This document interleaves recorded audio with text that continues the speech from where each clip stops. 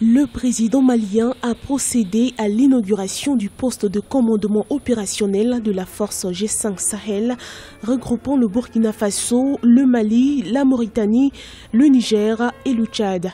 C'est à Sévaré, dans la région de Mopti, au centre du Mali, que le commandement de cette force sera désormais basé.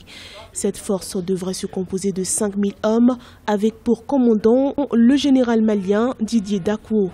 Le chef de l'État Ibrahim Boubacar Keïta se dit confiant quant à l'atteinte des objectifs de cette force. Hors du soutien de cette force conjointe du Sahel, le peuple va reprendre espoir et courage. Et sa force de résilience va se manifester de plus en plus, de mieux en mieux. On l'a vu récemment. Donc c'est au fond une visite qui suscite en moi beaucoup de satisfaction, beaucoup d'espoir. Basée au cœur d'une région en proie aux attaques terroristes, cette force devra contribuer à la lutte contre le terrorisme et le narcotrafic.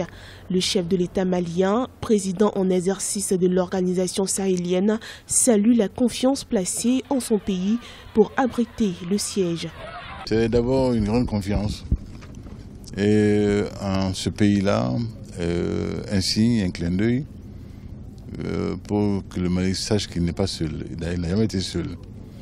Tous ces pays-là ont été avec nous dès l'abord, ont toujours été présents, de la MISMA aujourd'hui.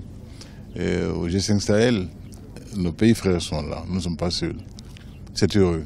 Et c'était, je pense, l'une des vocations de ce G5 Sahel, sa mission principale, donc la mutualisation, la mise en commun. Le Mali a offert 14 véhicules à cette force qui devra être opérationnelle d'ici 30 septembre 2017. Rappelons que sur les 423 millions d'euros nécessaires à la matérialisation de cette force, seuls 108 millions ont déjà été annoncés par les 5 pays composant la force, l'Union européenne et la France.